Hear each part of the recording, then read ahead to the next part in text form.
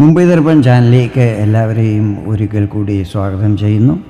ഈ ചാനൽ നിങ്ങൾ ഇതുവരെ സബ്സ്ക്രൈബ് ചെയ്തിട്ടില്ലെങ്കിൽ സബ്സ്ക്രൈബ് ചെയ്യാൻ അഭ്യർത്ഥിക്കുന്നു. ഒപ്പം അടുത്തുള്ള ബെല്ലൈക്കണും ക്ലിക്ക് ചെയ്യുക. അപ്പോഴെൻ്റെ പുതിയ വീഡിയോയുടെ നോട്ടിഫിക്കേഷൻസ് നിങ്ങൾക്ക് ലഭിക്കുന്നതായിരിക്കും.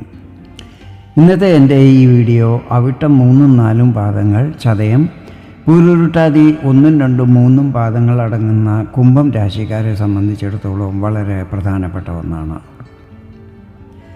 വർഷം 2025 ജനുവരി 28 ശുക്രൻ കുംഭം രാശിയിൽ നിന്നും തൻ്റെ ഉച്ചസ്ഥാനമായ മീനത്തിലേക്ക് രാശി മാറുന്നതായിരിക്കും. ശുക്രൻ്റെ ഈ രാശിമാറ്റം കുംഭം രാശിക്കാരിൽ എന്തെല്ലാം പ്രഭാവങ്ങൾ ചെലുത്തും എന്നതിനെക്കുറിച്ചാണ് ഇവിടെ ഞാൻ വിവരിക്കുന്നത്. ശുക്രൻ നിങ്ങളുടെ സുഖസ്ഥാനമായ 4-ാം ഭാവത്തിൻ്റെയും ഭാഗ്യസ്ഥാനമായ 9-ാം ഭാവത്തിൻ്റെയും അധിപനാണ്. രാശി മാറുന്നത് തൻ്റെ ഉച്ചസ്ഥാനമായ മീനത്തിലേക്കാണ്. ഇവിടെ ശുക്രൻ മെയ് 31 വരെ നിൽക്കുന്നതായിരിക്കും. സാധാരണ 28 ദിവസം ഒരു രാശിയിൽ സഞ്ചരിക്കുന്ന ശുക്രൻ മീനത്തിൽ ഈ പ്രാവശ്യം 4 മാസത്തോളവും സഞ്ചരിക്കുന്നതായിരിക്കും. അതായത് ഏകദേശം 125 ദിവസത്തോളം ശുക്രൻ മീനത്തിലായിരിക്കും നിൽക്കുന്നത്. ഇതിനിടയ്ക്ക് മാർച്ച് 2 ശുക്രൻ വക്രഗതിയിലാകുന്നതായിരിക്കും. പിന്നീട് ഏപ്രിൽ 13 മുതൽ വക്രഗതിയിൽ നിന്നും നേരെ സഞ്ചരിക്കാൻ തുടങ്ങുന്നതുമായിരിക്കും. അങ്ങനെ ഏകദേശം 43 ദിവസത്തോളം ശുക്രൻ വക്രഗതിയിൽ സഞ്ചരിക്കുന്നതുമായിരിക്കും. ഈ 4 മാസക്കാലം ശുക്രൻ ഗുരുവിൻ്റെ നക്ഷത്രമായ പൂരുരുട്ടാതിയുടെ 4-ാം പാദം, ശനിയുടെ ആധിപത്യത്തിലുള്ള ഉത്രട്ടാതി, ബുധൻ്റെ ആധിപത്യത്തിലുള്ള രേവതി നക്ഷത്രങ്ങളിൽ കൂടിയായിരിക്കും സഞ്ചരിക്കുന്നത്. ശുക്രൻ ധനം, സമ്പത്ത്, ഐശ്വര്യം, സന്താനം, സുഖഭോഗവിലാസങ്ങൾ, ആർഭാട വസ്തുക്കൾ, പ്രേമം, ദാമ്പത്യം എന്നിവയുമായിട്ടെല്ലാം ബന്ധപ്പെട്ടിട്ടുള്ളതാണ്. ഞാനിവിടെ പറയുന്നത് ചന്ദ്രഗണനെ അടിസ്ഥാനമാക്കിയുള്ള പൊതുഫലങ്ങളാണ്. നിങ്ങളുടെ ജാതകത്തിലെ ഗ്രഹനില, ഇപ്പോഴത്തെ മഹാദശ, അപഹാരം എന്നിവയിൽ വരുന്ന വ്യത്യാസങ്ങൾ കാരണം ഫലങ്ങളിൽ ചില്ലറ ഏറ്റക്കുറച്ചിലുകൾ വരുവാൻ സാധ്യതകളുണ്ട്. ശുക്രൻ്റെ ഈ രാശിമാറ്റം, നക്ഷത്രമാറ്റം, സഞ്ചാരമാറ്റം എന്നിവ കുംഭം രാശിക്കാരിൽ എന്തെല്ലാം പ്രഭാവങ്ങൾ ചെലുത്തുമെന്നിനി നമുക്ക് നോക്കാം.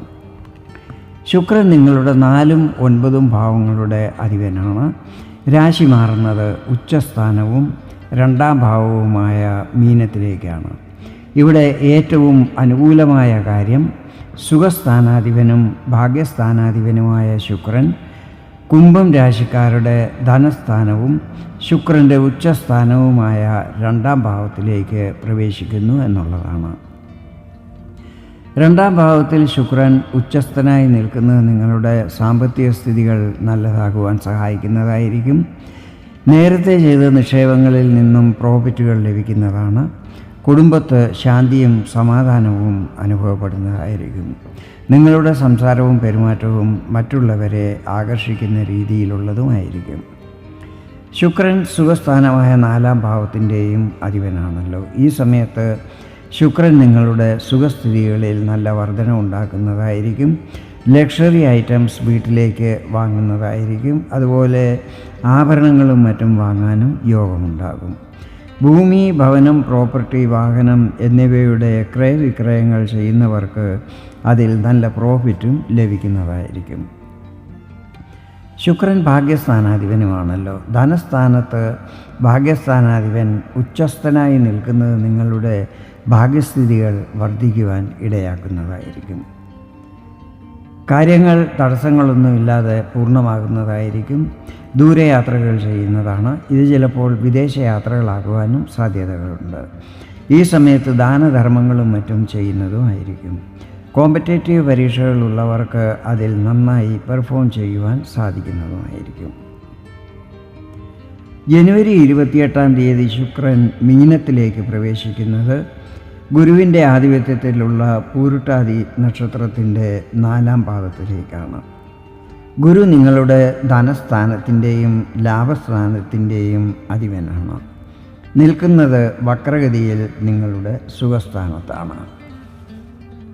ഈ സമയത്ത് ഗുരുവിൻ്റെ ഫലങ്ങൾ പൂർണ്ണമായും ലഭിക്കത്തില്ലെങ്കിലും അശുഭ ഫലങ്ങളൊന്നും തന്നെ ഉണ്ടാകുന്നതല്ലായിരിക്കും. ഗുരുവിൻ്റെ പൊസിഷൻ സ്ട്രോങ് ആണ്. ഗുരു ഫെബ്രുവരി 4 മുതൽ നേരെ സഞ്ചരിക്കാൻ തുടങ്ങുമ്പോൾ പൂർണ്ണ ഫലങ്ങൾ തീർച്ചയായും ലഭിക്കുന്നതുമായിരിക്കും. ഫെബ്രുവരി 1 ശുക്രൻ ശനിയുടെ നക്ഷത്രമായ ഉത്രട്ടാതിയിൽ പ്രവേശിക്കുന്നതായിരിക്കും. ശനി നിങ്ങളുടെ രാശിയാധിപനാണ്, നിൽക്കുന്നതും നിങ്ങളുടെ രാശിയിൽ തന്നെയാണ്. ശനി ഈ സമയത്ത് ഇവിടെ പഞ്ചമഹാപുരുഷ രാജയോഗങ്ങളിൽ ശ്രേഷ്ഠമായ ശശരാജയോഗവും നിർമ്മിക്കുന്നുണ്ട്. ഈ സമയത്ത് നിങ്ങൾ 7.5 ശനിയുടെ 2ാം ചരണത്തിൻ്റെ പ്രഭാവത്തിലാണ്.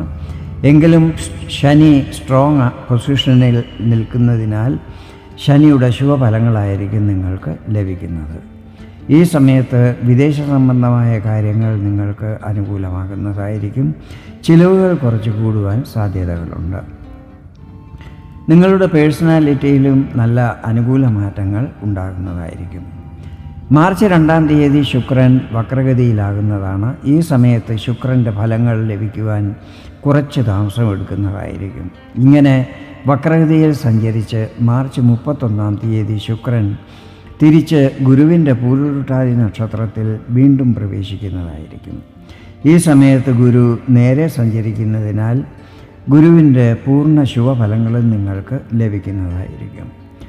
ഏപ്രിൽ 13 മുതൽ ശുക്രൻ നേരെ സഞ്ചരിക്കാൻ തുടങ്ങി ഏപ്രിൽ 25 വീണ്ടും തിരിച്ച് ശനിയുടെ നക്ഷത്രമായ ഉത്രട്ടാതിയിൽ പ്രവേശിക്കുന്നതായിരിക്കും.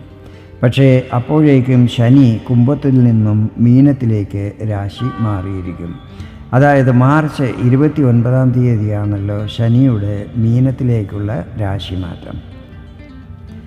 അതോടെ നിങ്ങൾ 7.5 ശനിയുടെ 3ാം ചരണത്തിലേക്ക് പ്രവേശിക്കുന്നതുമായിരിക്കും.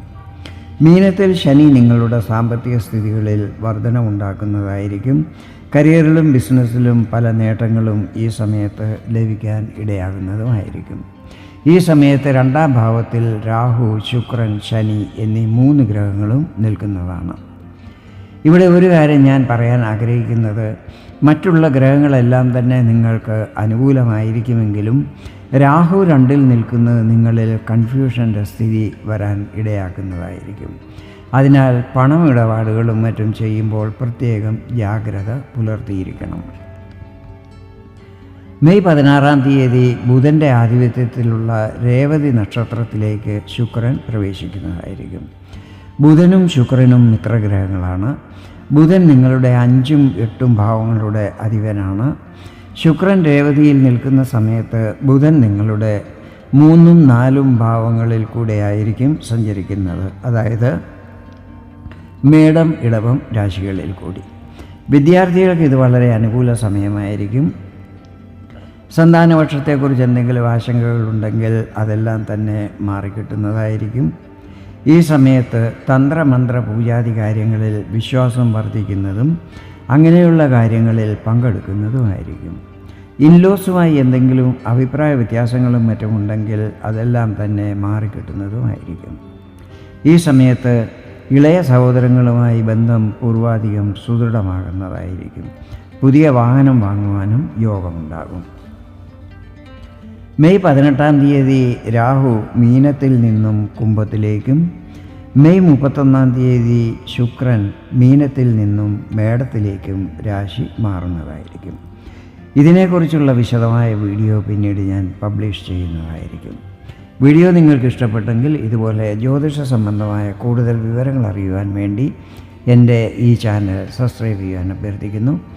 വീണ്ടും വേറൊരു വീഡിയോയിൽ കാണാം. അതുവരെ എല്ലാവർക്കും നന്ദി, നമസ്കാരം.